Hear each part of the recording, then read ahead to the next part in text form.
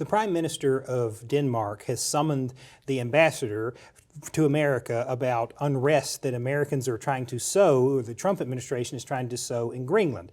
We do not have an ambassador to Denmark, as Trump has not gotten one confirmed yet. The acting one is one of the co-founders of PayPal, good friends with Elon Musk, and he's being asked to answer for this. This man has no diplomatic experience, much less how do you defend the fact that the President of the United States has people trying to cause dissent in one of your protectorates of Greenland.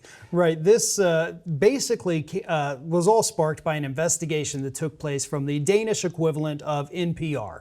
So they came out there, they did this wonderful investigation, they talked to people, they figured things out. And what they found, allegedly, is that the Trump administration sent, I think, at least 6 people over to Greenland. And the idea was get these people to go out there and find people who, one, don't like being owned by Denmark, but two, like the idea of being owned by Donald Trump. Once you get those people and you form this little bit of an army, I guess, then you take those people and you put them in front of the business leaders. Once you get the business people on your side, showing them, look at all these citizens that want to be a part of the United States, we should sell to Trump, then convince the businessmen. The businessmen then go to the politicians, and then the politicians have no choice but to do what the businessmen and the people want. So sowing this unrest almost in a, espionage type way is what the plan was, according to this report from Denmark. And so, yeah, they issued a legal summons to the guy who's acting as our diplomat to Denmark and said, you got to come and talk to the government affairs office, bud, because we think you're involved in some pretty shady things happening. Unfortunately, we don't know what they asked him, but I can't imagine it went well for him. No, he probably should have stuck to being a billionaire as opposed to doing this. It's not the fun, cushy job I'm sure he envisioned it to be.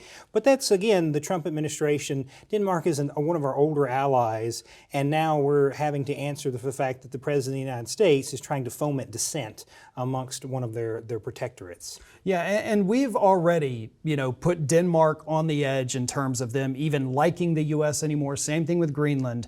And this is only going to make the situation worse. I mean, they are a strategic ally. They're a strategic trading partner. We have the military base in Greenland.